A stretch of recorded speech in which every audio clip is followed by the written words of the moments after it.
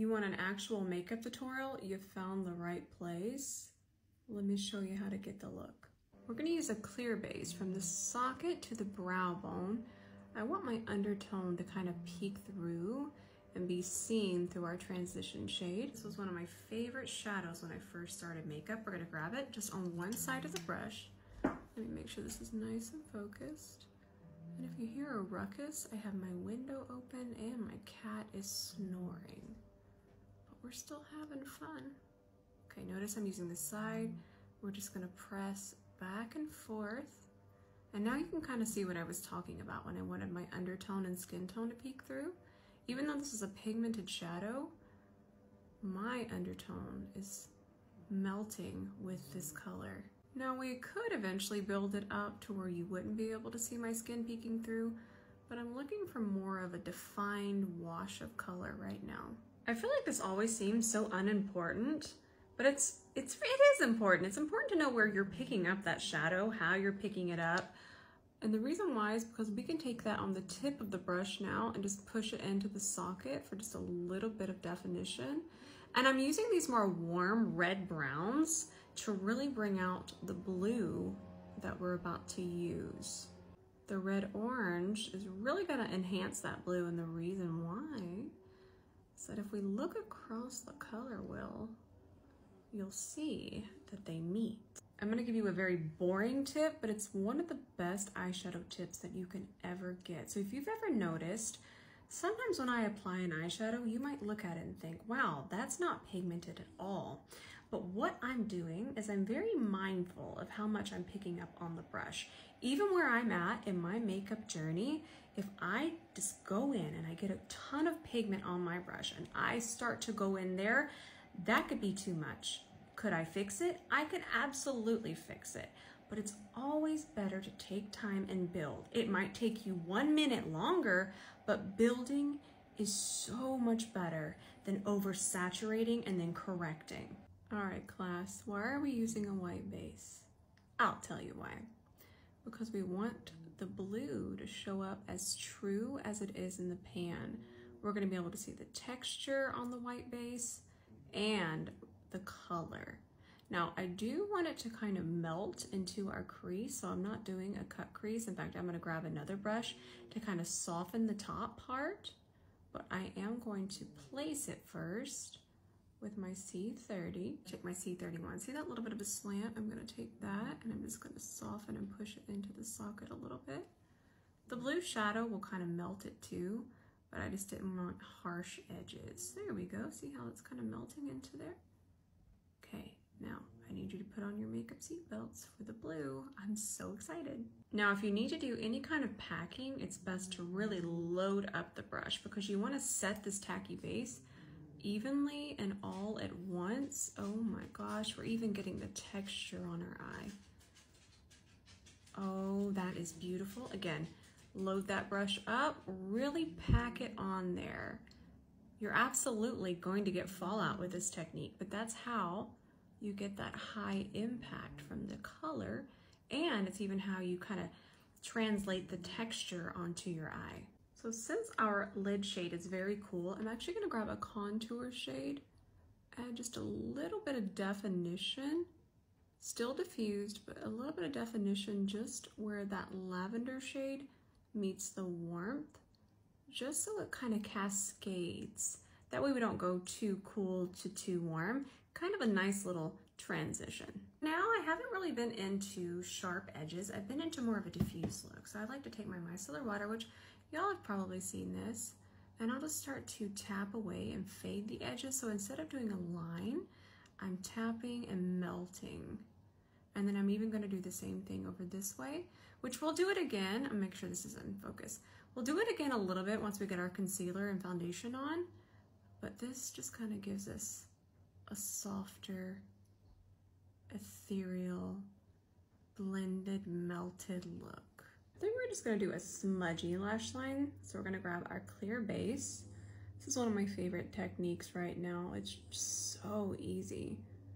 So I'm just gonna take this along my lash line. And I'm not gonna worry about evening this out because we wanna kind of turn our shadow that I'm about to grab into a liquid eyeshadow. Woo! So we don't mind if it's a little thick around here because it will eventually get smoothed out. I'm gonna take just a dark brown eyeshadow. You can use black, you can use whatever you like, and I'm just gonna start to smudge the lash line. This is the easiest way because it doesn't dry down until you completely set it. And sometimes what's happening when we're trying to smudge our lash line and we're getting patchy, we're getting chaos of any kind, it's because what we're using is drying very quickly. So this is a really good tip if you want to just quickly smudge your lash line. And then the bent liner brush is, well, it's a must. And I do want to build it up, so I'm using the side of my brush to pack it onto the lash line. Give our lashes a nice little clamp. Melt them into our natural lashes. So the foundation that I'm about to use is just a hair too light. So to salvage that, I'm gonna do my bronzer first. So we're gonna go just a touch warmer than I normally would. Let's go ahead and place that. Now we're gonna do a rough blend, and that means we don't really have to worry about it being perfect. That's gonna be fine. Let's go in.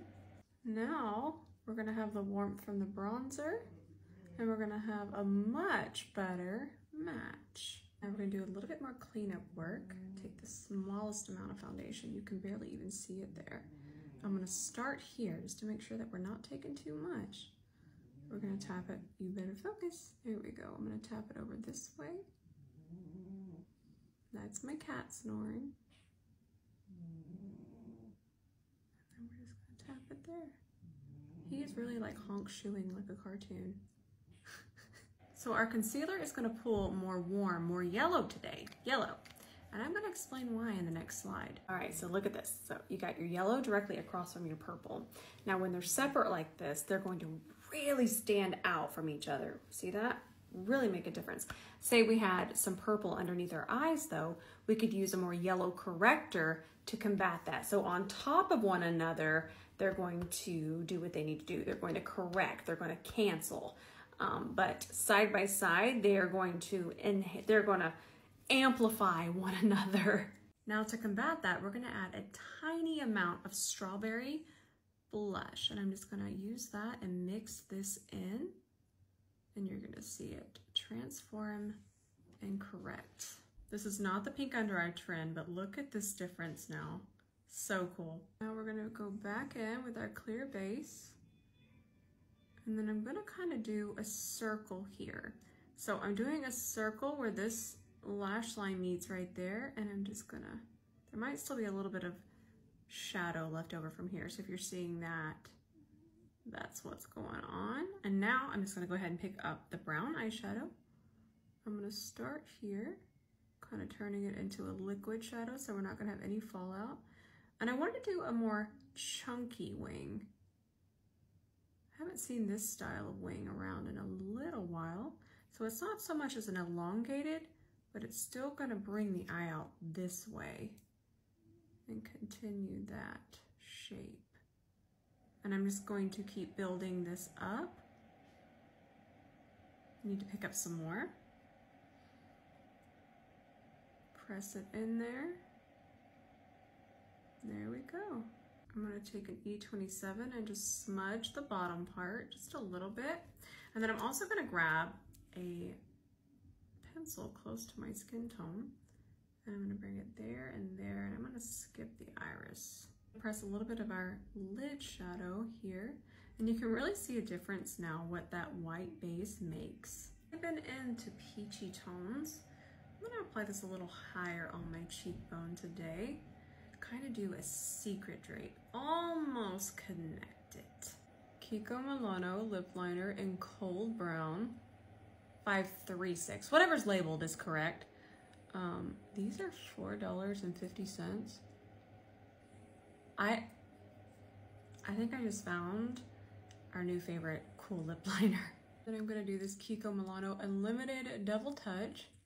Then we're gonna let this completely dry down. Add our gloss on top. Here we have our finished look. Now you go ahead and save this for later because there's a lot of helpful info here.